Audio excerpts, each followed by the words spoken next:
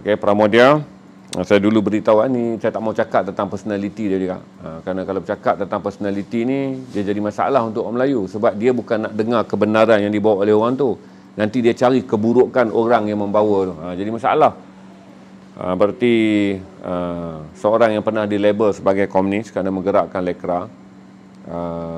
Pramodia Anantator dicurigai ditahan di Pulau Buru 26 tahun oleh Presiden Soekarno, kemudian disambung oleh Soeharto kerana dianggap berbahaya kerana seorang yang dituduh mempunyai pemikiran komunis. Ketika ditahan di Pulau Buru lah, dia dah jadi penulis hebat lah. Tapi waktu yang sama dia mengendalikan akhbar. Jadi oleh kerana pada tahun 60-an akhbar dia sangat berpengaruh, maka dia ditangkap dan dipenjarakan selama 26 tahun di Pulau Buru. Di Pulau Buru adalah pulau buangan untuk tahanan politik di Indonesia. Masa dia berada di Pulau Buru, dia menulis 4 novel panjang. Setiap novel dia tebal sekak. Dia menulis 4 novel panjang dengan menggunakan tulisan tangan. Jadi masa dia di penjara, dia tulis tangan. Bila dia keluar penjara, berkajang lah. Jadi dia nak terbitkan buku tu Indonesia, tak dapat. Jadi buku ni pada tahun 1981 tidak berjaya diterbitkan Indonesia. Tetapi di Malaysia diterbitkan. Jadi saya dapat baca lebih awal. Pada tahun 1985-86 tu saya dah baca novel ni, kerana dia berjaya diterbitkan di Malaysia. Kerana di Indonesia kerajaan mengharamkan dia diterbitkan, walaupun pada tahun-tahun Pramodia telah pun dibebaskan. Bumi Manusia ni saya suruh saudara baca, senanglah. Cuma satu, kalau saudara nak baca, kerana dia adalah sebuah fiksyen yang benar, fiksyen yang memilih latar yang benar, iaitu Indonesia pada tahun 1890-an. Satu buku bertajuk Bumi Manusia. Lepas Bumi Manusia, dia sambung lagi satu buku bertajuk Jejak Langkah. Lepas tu dia sambung lagi novelnya yang ketiga, Anak Semua Bangsa. Yang terakhirnya Rumah Kaca. Itu 4 novel yang ditulis oleh Pramodia. Tapi novel yang terkenal yang difilmkan ni, yang difilmkan dan meletup di Indonesia dalam 2 tahun sudah, bertajuk Bumi Manusia. Bumi Manusia ni novel yang hebat lah tuan-tuan. Saya tak tahulah berapa ratus ribu print dah. Berkali-kali print, diulang baca tak bosan. Sampai sekarang pun saya rasa kalau saudara berumur ataupun saudara yang muda, kalau membacanya lebih menarik. Dia mengisahkan tentang seorang anak bupati. Hampir benar lah, kerana Pramodia juga dilahirkan dalam keluarga bangsawan Indonesia, bupati. Jadi bupati ni pergi dan bersekolah menengah di sebuah sekolah milik Belanda. Ceritanya apabila dia masuk ke sekolah Belanda, dia tidak begitu mahir berbahasa Belanda kerana dia bukanlah bupati bangsawan kelas A. Dia bupati yang datang daripada kawasan pedalaman di Pulau Jawa, tetapi dia bersekolah di Jakarta, di mana bupati-bupati dan bangsawan Indonesia yang berada di Jakarta tu lebih banyak terdedah pada pemodenan, sedangkan dia adalah seorang budak bupati Indonesia yang mempunyai kedudukan kewangan dan juga kedudukan kebangsawanan, tetapi tidak terdedah pada pergaulan moden. Jadi bila dia datang, dia pergi ke sekolah, oleh kerana dia tak begitu mahir dalam berbahasa Belanda, maka guru dia marah. Guru dia marah, panggil dia monkey. Jadi kerana itulah dia tak boleh menyebut monkey tu, dia menyebut minka, sebutan dia tu. Maka itulah nama dia dalam novel tu dinamakan sebagai minka. Saya suka baca Bumi Manusia ni tuan-tuan. Sampai setiap sekarang lah, kalau saya tak tahulah, ini buku novel yang paling berpengaruh lah. Satu, mungkin kerana saya membacanya pada usia muda, 19 tahun. Jadi saya fikir kata, sampai sekarang pun dalam banyak hal, terutama apabila sebab saya baca 4-4. Kalau saudara baca yang Bumi Manusia, saudara akan ending dengan happy ending lah, tentang gemilangnya cinta Minka the Analyst.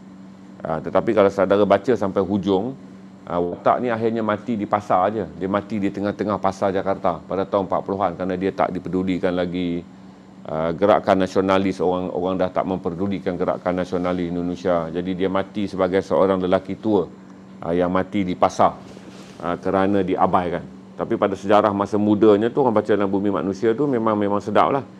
Jadi bila menariknya membaca Bumi Manusia ni tuan-tuan, kalau untuk saya secara peribadi, sebab tu saya katakan ni bila saya bagi guide, jadi saudara akan menghargai novel yang saudara baca. Bila saudara baca novel yang saudara baca tu, ambil guide.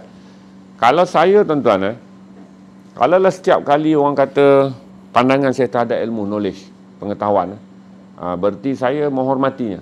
Berarti kerana dalam novel ni, Minka adalah watak yang sangat menghormati ilmu pengetahuan. Sama ada pengetahuan tu dipersetujuinya atau pengetahuan tak dipersetujuinya, ia tetap pengetahuan. Selain novel ni telah ditulis dengan bahasa yang begitu indah, kerana saya bagi tahu dekat saudara lah kan. Tak ada orang lah seperti Pramodia yang mengeluarkan, boleh menyusun dengan kata-kata yang hebat. Saya tak pernah jumpa orang menggambarkan kecantikan wanita dengan begitu halus hingga dia katakan, maka aku melihat analis itu, maka terpesona lah aku. Masakan tidak, katanya. Kerana susun giginya putih seperti mutiara di dalam gelas kaca. Maksudnya dia nak, mana orang lain pernah menggambarkan wanita secantik tu, tuan-tuan? Itu baru 4 gigi dia gambar. Seperti susunan mutiara di dalam gelas kaca. Jadi kelebihan Pramodia ni adalah kerana dia the great storyteller lah. Dia dicalonkan untuk anugerah Nobel Prize, tetapi oleh kerana di Indonesia dia dianggap sebagai seorang komunis, kerajaan Indonesia tak recognize dia. Jadi pencalonan dia tak boleh dibuat. Bila ramai orang nak mencalonkan dia untuk menang Nobel Prize kerana sumbangan novel-novel dia ke atas pembangunan dan juga hak asasi di Indonesia, tak boleh dicalonkan. Kerajaan Indonesia kalau menang, kerajaan Indonesia kata, kami tidak mengiktiraf dia sebagai penulis Indonesia, kerana di Indonesia dia telah dipulaukan kerana dianggap sebahagian daripada rejim komunis. Walaupun dia dibebaskan. Waktu Pramodia dibebaskan, dia menghabiskan kehidupan dia tak boleh keluar daripada rumah. Jadi kerja dia hari-hari mencangkul, menanam, mencangkul, menanam, mencangkul, menanam. Orang-orang yang nak jumpa dia pun kena menghantar surat dan mendapat kebenaran polis, barulah boleh menziarahi dia. Jadi saya tak pernah menziarahi dia. 2-3 kawan saya membuat PhD tentang karya-karya dia, sempatlah menemui Pramodia di rumah dia, berbual dan berbincang dengan Pramodia. Okey, bila saya cerita novel ni untuk saudara baca ni, kenapa? Adalah kerana kalau saudara masuk saja dalam jurang ilmu ni, satu adalah saudara melihat bagaimana sebuah latar sejarah yang saudara boleh faham di Indonesia. Pertembungan di antara gerakan menjadikan Indonesia sebuah negara moderat moden dengan pengaruh barat, dan Indonesia yang nak dibangunkan oleh golongan ulama. Jadi dalam novel tu ada watak Kiai Zainuddin, segala macam kiai yang pada waktu tu menggerakkan Indonesia di bawah Nadatul Ulama dan Muhammadiyah bertembung dengan golakan sekular moden yang mau menjadikan Indonesia sebuah negara demokrasi yang menghala ke barat, sebuah negara yang menghala ke British, sebuah negara yang mengikut formula Belanda. Tapi kelebihan dalam cerita itu adalah kemanusiaan dan kemahuan seorang pemuda yang pada usia 17 tahun. Dia umur 17 tahun saja Pramodia. Dan saya tahu dalam watak tu Mingka adalah Pramodia. Siapa baca tahu Mingka adalah Pramodia. Kerana Pramodia menulis buku tu dengan mengimbas kembali 30 tahun ke belakang. Berarti dia mengimbas kembali dirinya. Bagaimana dirinya tumbuh. Sebab dia duduk dalam penjara kan. Bila tembara dia banyak. Dia mengenang. Dia tak ada benda yang dia nak fikir. Prospek kerana dia terkurung dalam penjara di Pulau Buru tu. Penjara yang tahanan politik Indonesia buat. Diasingkan di Pulau Buru. Jadi bila baca kita tahulah itu Pramodia. Jadi bila baca, saudara jangan ambil yang negatif tu. Saya kata tadi kan, membaca ni kena ada skill. Orang-orang yang jiwa kacau ni tuan-tuan. Dia tiap-tiap hari nak hukum benda tu, nak hukum benda ni. Saya nak tegur satu. Ada sejenis orang pandai yang paling tak berguna. Saya akan beritahu. Ada sejenis orang pandai yang paling tidak berguna. Iaitu orang pandai yang menggunakan kepandaiannya untuk mencari kelemahan orang lain. Ni yang kita panggil malak untau ni. Ramai. Saya boleh bagi tahu ramai. Kawan-kawan Facebook, saya tengok naik-naik status Facebook, follow-follower garasi apa semua ni, saya tahulah malak untau pun ramai. Ingat orang pandai yang paling tak berguna dalam masyarakatnya, ataupun orang pandai yang menjadi racun, ataupun kita panggil sebagai binatang berakal di dalam masyarakatnya, adalah orang pandai yang hidup dengan mencari kelemahan orang lain untuk dipermalukan. Ingat binatang berakal. Saya sebut orang pandai yang paling tidak berguna, yang statusnya seperti binatang berakal, adalah orang pandai yang dalam hidupnya mencari kelemahan orang lain untuk dipermalukan. Faham jadi saya beritahu, kata dalam novel ni saudara akan mengalami konflik. Sebab tu saya dah ajar terus membaca. Jangan baca kepada idiomnya, iaitu ideologinya, kerana perang membawa ideologi sosialis. Tapi dalam novel ni baca kemurnian hatinya. Pandangannya terhadap orang miskin, pandangannya untuk melihat Indonesia yang makmur, pandangannya untuk melihat keadilan sosial, pandangannya yang marah pada sistem perhambaan, pandangannya marah kerana Belanda telah memandang bangsa Indonesia sebagai bangsa yang separuh haiwan, kasih sayangnya, keterbukaan hidupnya untuk menyayangi orang lain dengan tidak meletakkan sebarang sempadan, kaya, harta, miskin, bangsawan. Itu kelebihan dia kalau saudara baca novel ni. Sebab tu membaca novel ni tuan-tuan, dia mencabar. Bagi orang yang mempunyai akal yang tidak dipanggil sebagai akal menyadap madu, dia panggil, katalah saudara jadi yang macam Abang Man Lebah tu. Kita panggil pembaca novel tu dia macam Abang Man Lebah. Dia pergi tempat yang paling berbahaya tu lebah, dia lalui proses mengambil lebah yang payah, dia potong lebah, dia balik proses last sekali yang dihantar kepada kita adalah madu. yang sangat mempunyai 1001 rahmat. Berarti macam itulah baca novel. Kita masuk ke dalam satu dunia tu, saudara nak kena saring, ambil, akhirnya novel tu memberikan madu pada saudara.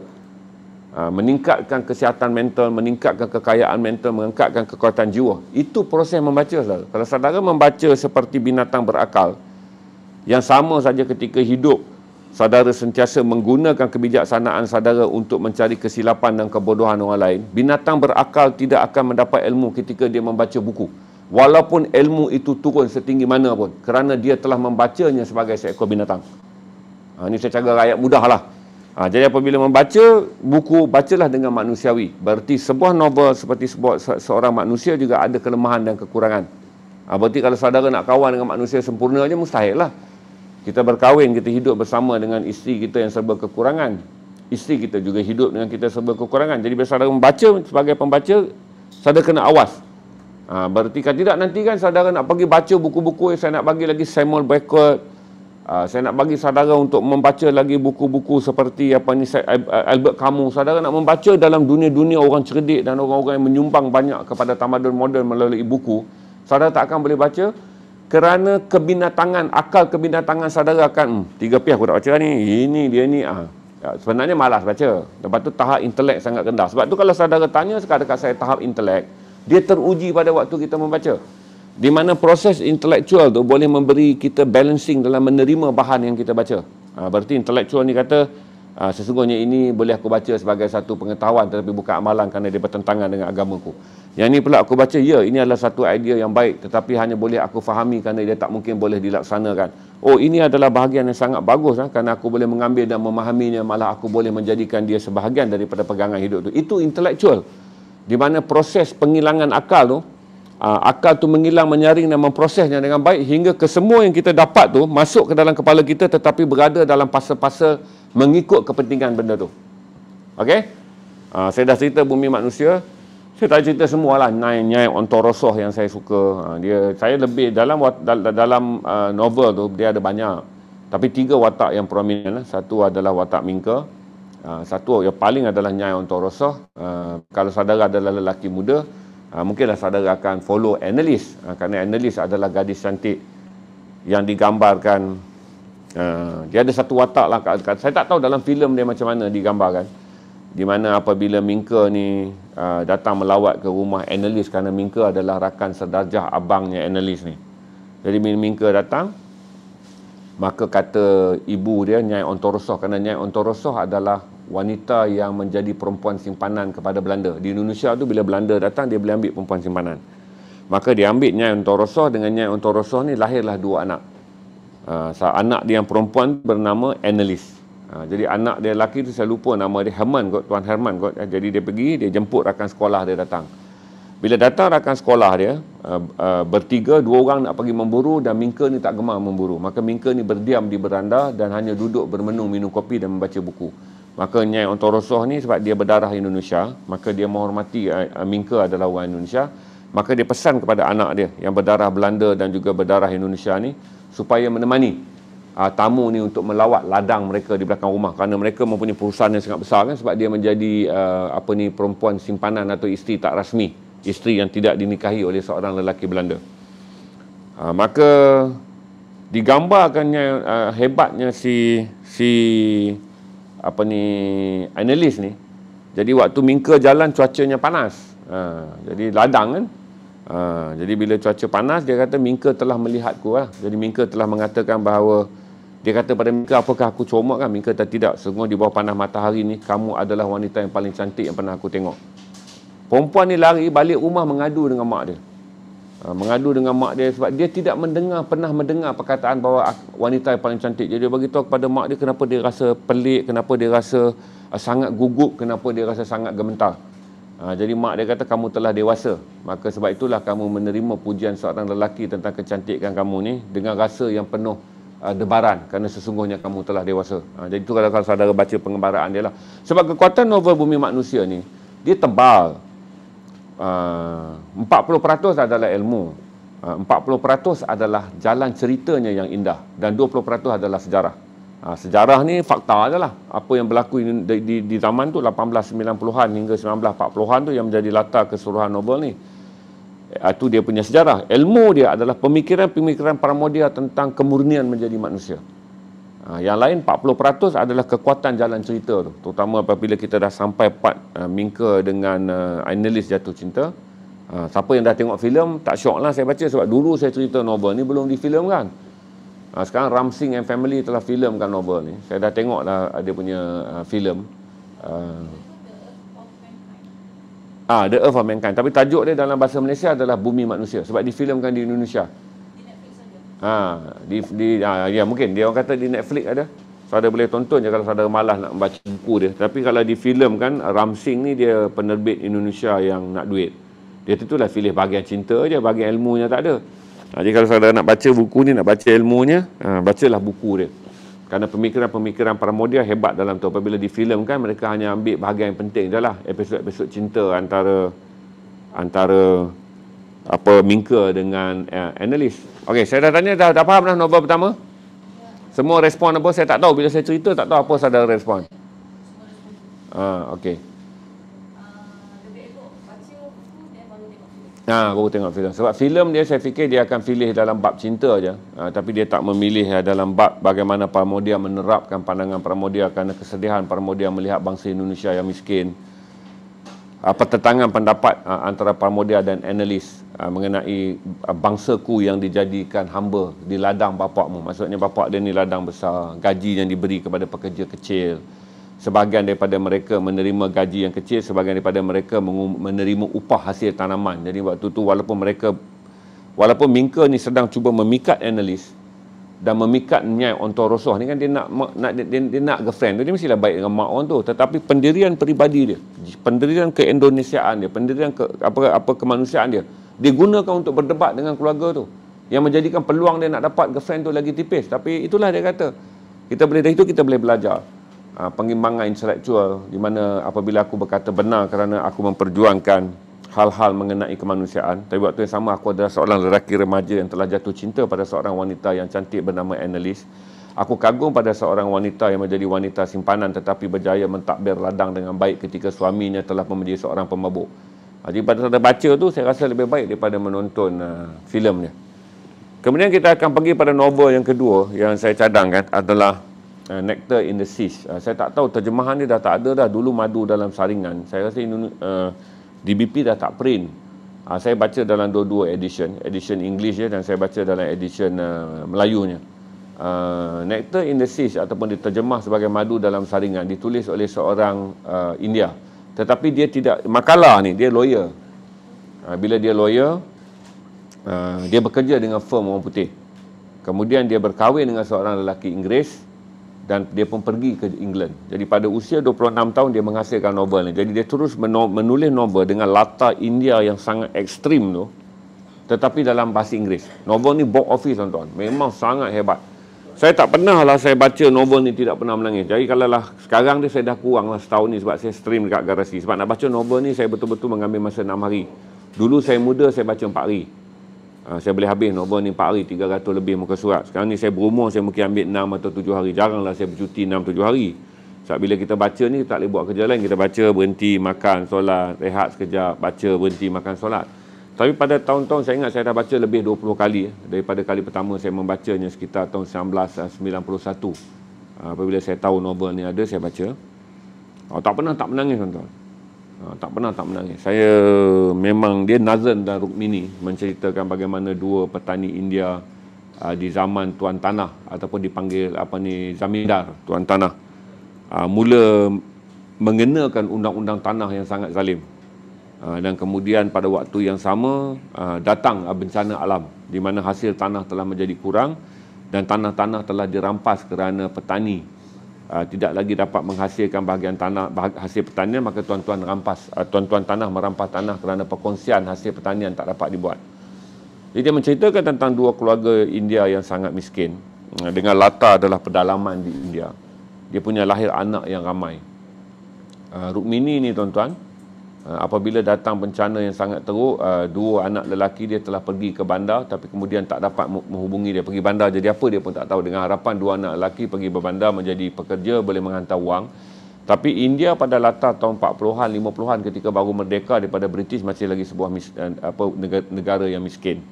Jadi dua anak lelaki dia pergi pun tak boleh buat apa-apa. Kerana mereka pergi ke bandar yang juga miskin. Anak perempuan dia yang sulung secara diam-diam walaupun berusia hanya awal belasan tahun sunti kerana adiknya lapar. Mak dia tak boleh bagi susu kerana maknya keluar bekerja dan maknya pun makan. Dia bayangkanlah dia masak segenggam nasi untuk makan 4 orang. Segenggam beras, dia ada beras sikit. Dia ambil beras tu takut dia rompak, dia gali lubang tanah di belakang rumah dia, dia tanam beras tu. Setiap malam ketika orang tak nampak, dia gali balik tanah tu, dia ambil segenggam beras dan dia masak untuk makan 4 orang. Jadi ketika mak dia keluar bekerja di rumah orang putih ni untuk mendapatkan sedikit bekalan makanan, dia tinggallah bayi dia yang kecil kepada anak perempuan dia yang sunti. Maka bila bayi ni menangis, tuan-tuan, saya tak boleh lupa lah sedih. Bila bayi ni menangis, maka kakaknya menyusukan dia walaupun buah dadanya tak ada susu. Menyusukan adiknya kerana susu tak ada kerana mereka sangat miskin.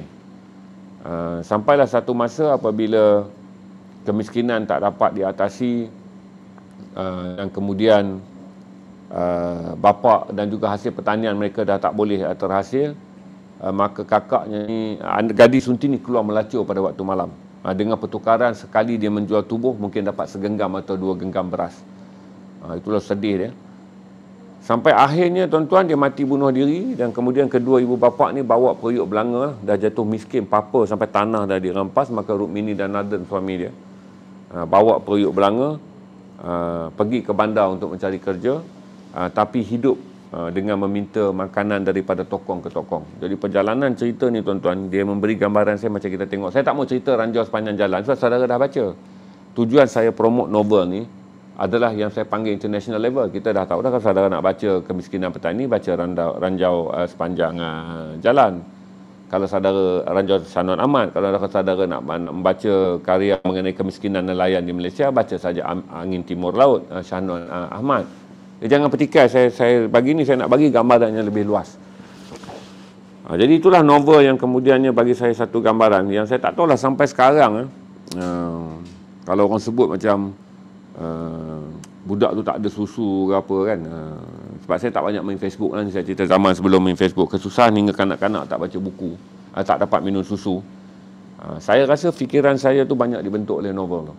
Kerana membaca novel tu, dia lebih banyak kemurnian yang saya dapat berbanding apa yang bapa saya pernah pesan tentang tolong orang.